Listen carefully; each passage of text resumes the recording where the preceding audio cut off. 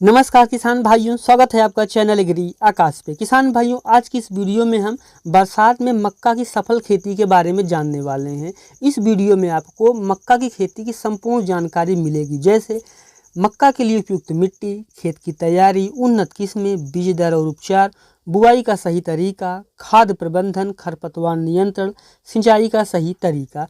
जब आप इन 8 पॉइंट को अच्छे से समझ जाएंगे तब आप मक्का की खेती करके काफ़ी अच्छा उत्पादन ले सकते हैं। पूरी जानकारी को सही विधि से समझने के लिए वीडियो को आप पूरा देखिएगा। एग्री आकाश चैनल पे आप पहली बार आए हैं, चैनल को भी सब्सक्राइब कर लीजिएगा, क्योंकि खेती बाड़ी से जुड़ी हुई ऐसी महत्वपूर्ण वीडियो मैं आपके लिए बनाता रहता हूं। चलिए शुरू करते हैं। किसान भाइयों, सबसे पहले बात करेंगे मिट्टी की। मक्का की खेती आप हर तरह की मिट्टियों में कर सकते हैं। फिर आपकी जो मिट्टी हो, चाहे हल्की हो चाहे भारी हो, बहुत ज़्यादा भारी मिट्टी में से खेती ना करें। खेत में पानी निकलने की व्यवस्था होनी चाहिए। उसके अलावा आप चाहे समतल ज़मीन में करें या फिर आप पहाड़ी क्षेत्र में करें, हर जगह आप इसकी खेती कर सकते हैं। और किसान भाइयों, एक चीज़ का आपको ये भी ध्यान रखना है कि बहुत ज़्यादा भारी, बहुत ज़्यादा नमक वाली मिट्टी में आप इसकी खेती ना करें, वहाँ पे अच्छा उत्पादन नहीं देता है। और जो मिट्टी का पीएच मान है वो 5.5 से 7.5 के बीच का होगा तो बहुत ही अच्छी बात है। खेत की तैयारी के लिए सबसे पहले आपको एक फुट जुताई कर लेनी है, ताकि जो खरपतवार हैं उनको निकाला जा सके।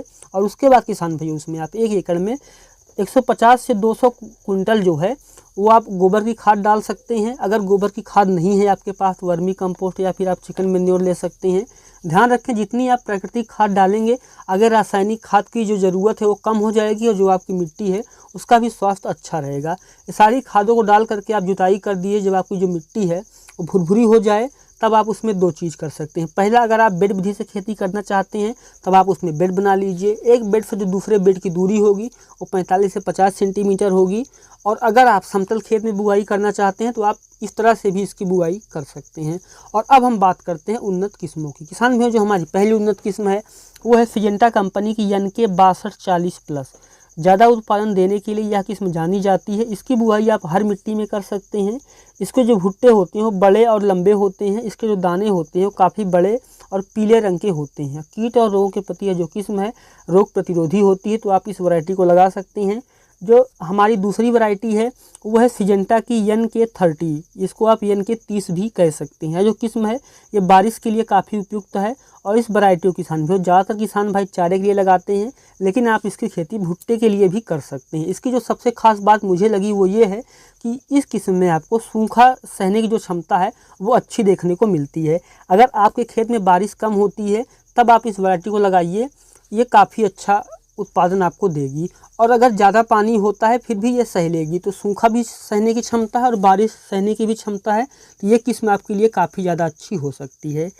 जो हमारी तीसरी वैरायटी है वो है पायनियर कंपनी की P3501। किसान भाइयों, यह बरसात के लिए सबसे अच्छी किस्म होती है। सबसे खास बात इसकी ये होती है कि जो इसकी जड़ें होती हैं वो काफ़ी गहरी मिट्टी में जाती हैं, तो इस किस्म के जो पौधे होते हैं वो बारिश में गिरते नहीं हैं। आंधी और बारिश में इसको नुकसान नहीं होता है। और इसके जो भुट्टे होते हैं काफ़ी लंबे और बड़े होते हैं। इसके दाने काफ़ी चमकदार होते हैं और दानों में वज़न जो है वो भी काफ़ी ज़्यादा अच्छा होता है। जो हमारी चौथी हाइब्रिड वैरायटी है वो है धान्या कंपनी की DMH 8255। यह जो वैरायटी है ये बारिश के लिए काफ़ी ज़्यादा उपयुक्त होती है और यह किस्म 115 से 120 दिन में कटाई के लिए तैयार हो जाती है। और नमी और तनाव के प्रति यह जो किस्म है वो सहनशील होती है। और जो हमारी पाँचवीं और आखिरी हाइब्रिड वैरायटी है वो है बायर कंपनी की डेकाल्ब 9133। इस किस्म की जो बुआई है आप पूरे साल भर कर सकते हैं। और यह किस्म एक हाइब्रिड किस्म है, ज़्यादा उत्पादन देने के लिए यह किस्म जानी जाती है।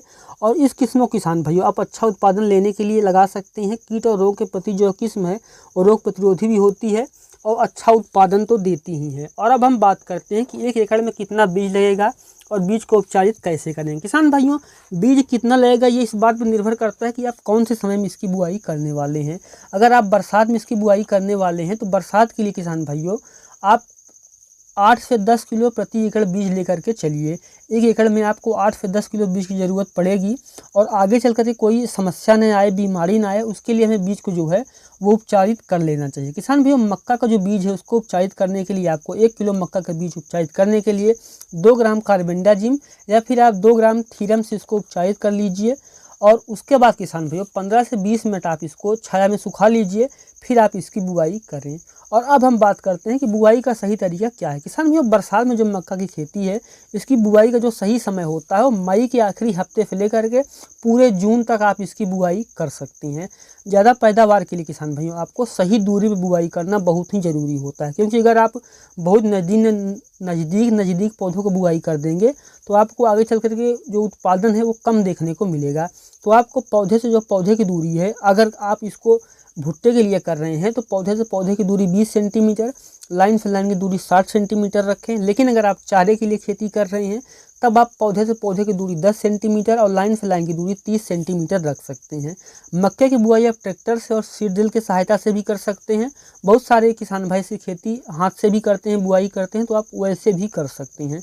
और अब हम बात करते हैं खाद प्रबंधन के बारे में। किसान भाइयों, बुआई के समय आपको 1 एकड़ में 50 किलो SSP यानी single super phosphate, 30 kilo urea, 10 kilo potash डालना चाहिए। और इसके साथ ही किसान भाइयों आपको 8 किलो जिंक सल्फेट भी डाल देना चाहिए, क्योंकि मक्के की फसल में देखा जाता है कि जिंक की कमी बहुत ज़्यादा हो जाती है।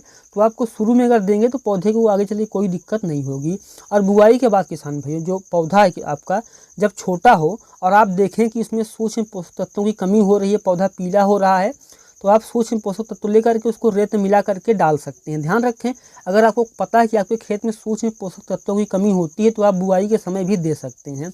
और बुआई के 35 से 40 दिन बाद 50 किलो यूरिया आप अपनी खड़ी फसल में डालें। इसके अलावा कोई और खाद डालने की ज़रूरत नहीं होती। अगर कोई कीट और परेशान करता है आपको तो उसके लिए आप स्प्रे कर सकते हैं, लेकिन फर्टिलाइज़र खाद आपको डालने की ज़रूरत और नहीं होती है।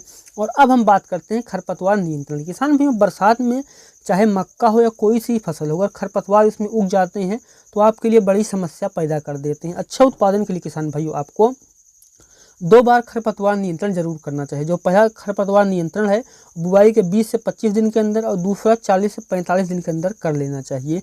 और अगर किसान भाइयों आप खरपतवार नियंत्रण नहीं कर पाएंगे, आपको पता है, तब आप एट्राजिन ले सकते हैं 500 ग्राम और इसको 2 फिल्टर पानी मिलाकर के स्प्रे कर देंगे तो आपको निराई गुड़ाई करने की जो समस्या है वो आपको नहीं आएगी। और निराई गुड़ाई के बाद आपकी जो मिट्टी है उसमें आप खाद डाल सकते हैं, हरी खाद डाल सकते हैं या फिर आप यूरिया दे सकते हैं। और उसके बाद जो मिट्टी है उसको आप जड़ों के पास चढ़ा दीजिए, इससे जो पौधा है उसको मजबूती मिलती है। और अब हम बात करते हैं सिंचाई का सही तरीका क्या है। किसान भाइयों, बरसात में तो बारिश होती रहती है, अगर बारिश नहीं हो रही है तो आपको 8 से 10 दिन के अंतराल पर सिंचाई करते रहना चाहिए। जब फसल छोटी है तो खेत में पानी रुकने नहीं देना चाहिए और फूल निकलते समय, दाने बनते समय आपको सिंचाई में कोई भी लापरवाही नहीं रखनी है। ध्यान रखें, जब आप सही समय पर सिंचाई करेंगे तभी आप अच्छा उत्पादन ले पाएंगे। अगर आप सही समय पर सिंचाई नहीं करेंगे तो आपका जो उत्पादन है वो कम हो जाएगा। दाना बनते समय, फूल बनते समय ज़्यादा ध्यान रखें, शुरू में हल्की सिंचाई रखें और खेत में पानी रुकने ना दें। इस तरीके से आप बहुत ही अच्छा उत्पादन ले पाएंगे। वीडियो कैसा लगा आपको कमेंट सेक्शन में ज़रूर लिखिएगा, कहाँ से देख रहे हैं वो भी लिखिएगा। और चैनल पे पहली बार आए हैं, चैनल को भी सब्सक्राइब कर लीजिएगा। तो मिलते हैं किसी एक और वीडियो में नए टॉपिक के साथ। वीडियो देखने के लिए आपका बहुत बहुत धन्यवाद।